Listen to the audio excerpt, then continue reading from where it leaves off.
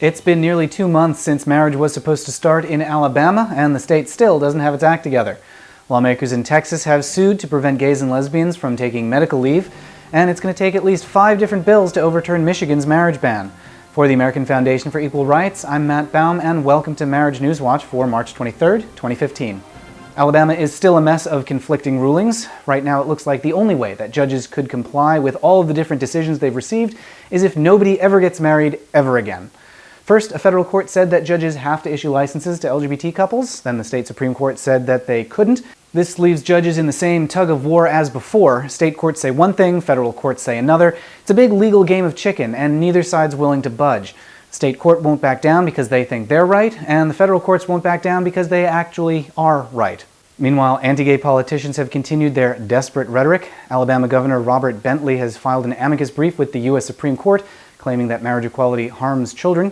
Texas Attorney General Ken Paxton has sued the Obama administration, claiming that the state should be allowed to withhold family and medical leave from married gays and lesbians.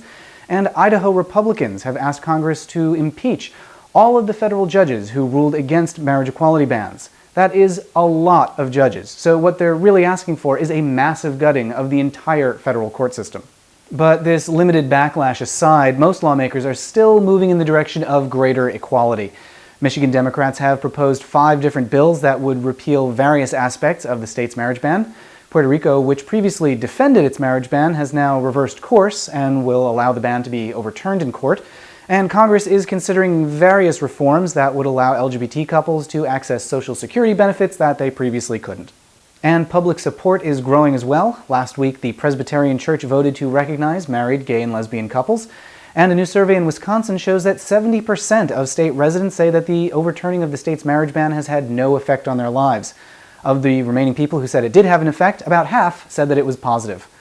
Those are the headlines. Subscribe here on YouTube to stay up to date on all these stories. For the American Foundation for Equal Rights, I'm Matt Baum. Thanks for watching, and we'll see you next week.